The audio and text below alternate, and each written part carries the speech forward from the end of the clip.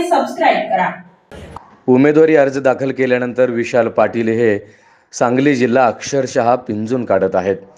याच पार्श्वभूमीवरती ते आटपाडीमध्ये आपलं रांगडं भाषण केलं आहे। त्यांचं हे रांगडं भाषण लोकांना फारच आवडत असल्याने सोशल मीडियावरती सध्या प्रचंड व्हायरल होतोय। गावोगावी कार्यकर्ते आपल्याला समर्थन देत आहेत असं म्हणत त्यांनी विरोधकांवरती जोरदार हल्लाबोल केलाय। पाहुयात। आम्हाला आमचा जिल्हा दिसतो, आम्हाला महागाई दिसते, शेतकऱ्याचे हाल दिसतात, पाण्याची वाईट परिस्थिती दिसते। आम्ही इथलंच बोलणार, आम्ही गावातच बोलणार, आम्ही गल्लीतलंच बोलणार। तुमच्या तालुक्यात जेवढा संपर्क आहे असं म्हणतात, तो जनतेत नाहीये, फक्त प्लॉटवाले, वाळूवाले, धंदेवाले या लोकांच्यातच फिरायचं।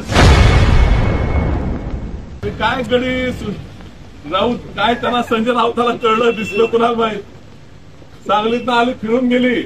आता इलेक्शन लागले 48 मतदारसंघात, दिवस 15-20 दिवस असतात, त्यातला आठवडा घालवलाय सांगलीतच। रोज सकाळी टीव्ही चालू केला, भारतात निवडणूकच नाही, निवडणूक फक्त सांगलीचीच लागली, दुसरं काय घरी बोलनाच। आज मला ऐकायला मिळालं अमित शाह येणार आहेत, मोदी येणार आहेत, आणि पुन्हा म्हणतात हे अपक्ष आहे, आम्ही विचार करते। अरे मग अपक्ष विचार करत नाही एवढं काय घाबरलाय? त्याला मत पडली पाहिजे म्हणून मग मला नाही आम्ही गांधी कुटुंब आणणार, मोठी लोक आणणार, त्याचा प्रचार करणार। मी आता काय बी करा, कुठल्या मंचावर कुठला नेता गेला फरक पडत नाही। सुरुवात केली, मग खरसुंडी गटात सुरुवात, गावोगावी भेटी दिल्या, चांगलं वातावरण, चांगला प्रतिसाद काँग्रेस पक्षाच्या दृष्टीनं आम्हाला वाटत होता। निवडणुकीच्या काळात परत तुमच्या तालुक्यात येत असताना आपल्याकडे चिन्हच काँग्रेसचं नसेल असं आम्हाला वाटलं नव्हतं। ते का घडलं, कशामुळे घडलं, कुणी काय डाव रचला, कुणी काय षडयंत्र केलं, तुम्हाला कुणाला माहिती सांगायला लागत नाही, सगळ्यांना माहित आहे, सगळ्यांनी ते ओळखून आहे। माझ्यापेक्षा जास्त कदाचित तुम्हाला प्रत्येकाला माहित आहे की नेमकं घडलं काय। खूप लोकांचे नवीन नवीन टीका तुम्हाला ऐकायला मिळतात। आधी टीका होती 70 वर्षात काय केलं, बरोबर आहे ना? आम्ही वसंतदादांचं काय काय काम सांगायला चालू केलं तर पुन्हा म्हणता आहो ते दादांच्या काळातलं सांगू नका, आत्ताच सांगा। आता तर आम्हाला तुम्ही तिकीट बी दिलं नाही, तुम्ही 10 वर्षात काय केलं ते सांगा। त्याला फडणवीस येऊन म्हणतात गल्लीच्या गोष्टी सोडा, दिल्लीचं बोला, दिल्लीचं बोला। आता आम्हाला गल्लीच दिसते, आम्हाला आमचा जिल्हा दिसतो, आम्हाला महागाई दिसते, शेतकऱ्याचे हाल दिसतात, पाण्याची वाईट परिस्थिती दिसते। आम्ही इथलंच बोलणार, आम्ही गावातच बोलणार, आम्ही गल्लीतलंच बोलणार। आम्हाला ते दिल्लीत काय चाललंय कळत नाही। 10 वर्ष खासदारांनी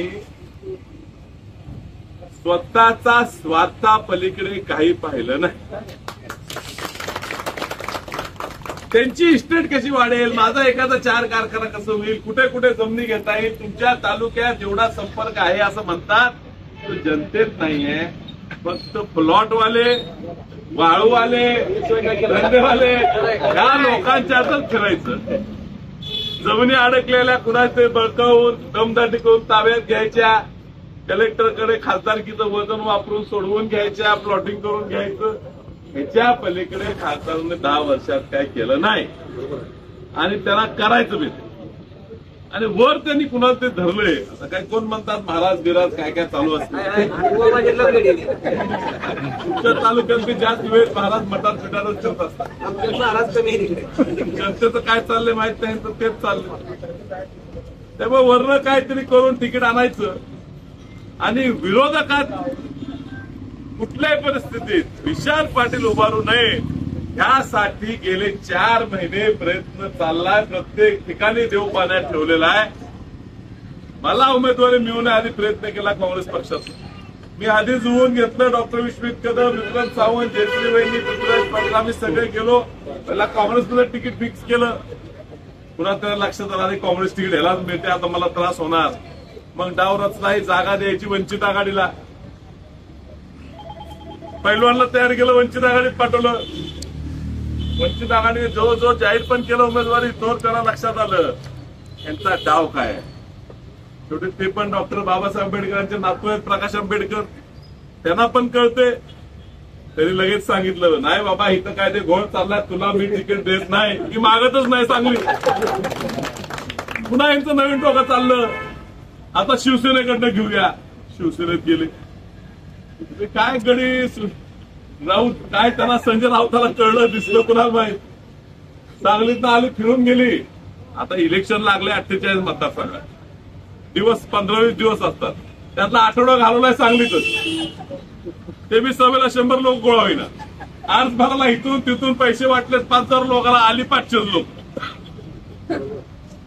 तरी म्हणतात आमचंच. रोज सकाळी टीव्ही चालू केला, भारतात निवडणूकच नाही, निवडणूक फक्त सांगलीचीच लागली. दुसरं काय घडी बोलनाच. एवढं काय चाललंय या सांगलीबद्दल. कुणाला तरी पुन्हा खासदार करण्यासाठी कोण कोण एकत्र येते.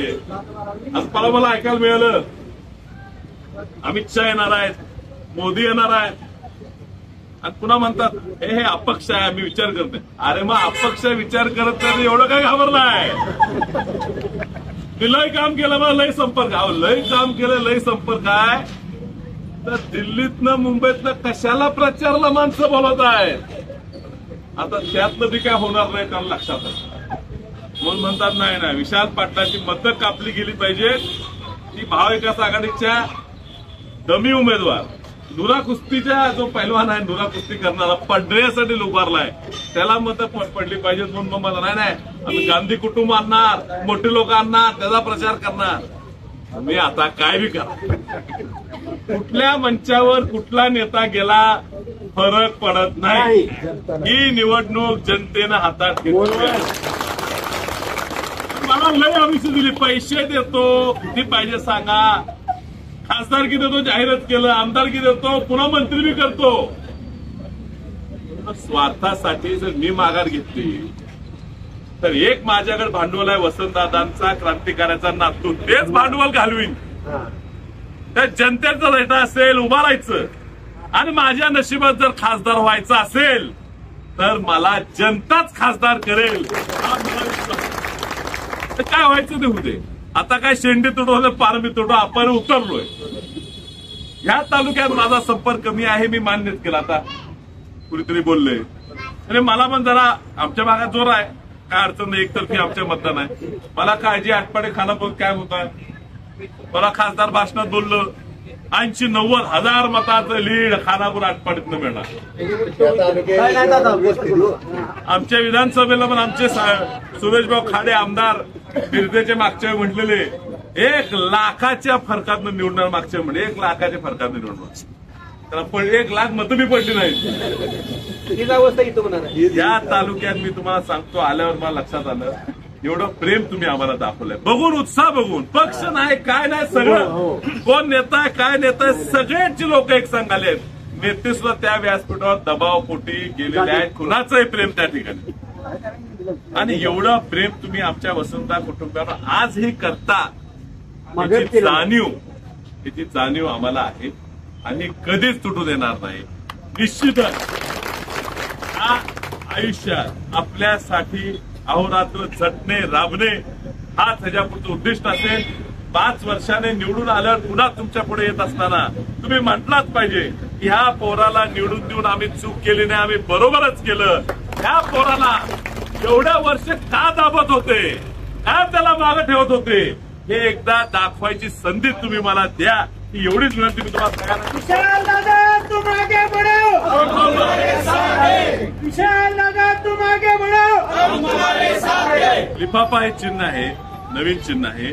ते पण आता आपल्या गोंधळात मुद्दामून चिन्ह बी चांगलं मिळवण्याचा प्रयत्न केला. पण मी पण विचार केला लोकांनी ठरवलं असेल तर चिन्ह हुडकून आणणार आहे, काय काळजी करायची. त्यामुळे लिफाफा आहे, आमचा विचार आम्ही बदललेला. आमचं जन्म आणि काही जरी झाले तर आम्ही आमच्या विचारात तडजोड करतो. ह्या लिफाफ्या चिन्हासमोर बटन दाबायचं आहे आणि ह्या सांगली जिल्ह्याला आपला खासदार, आपला स्वाभिमानाचा निर्णय, आपला अस्मितेचा निर्णय घ्यायला तुम्ही सगळ्यांनी पुढाकार घ्यावा ही या ठिकाणी विनंती करतो. आपली रजा घेत नव्हतो.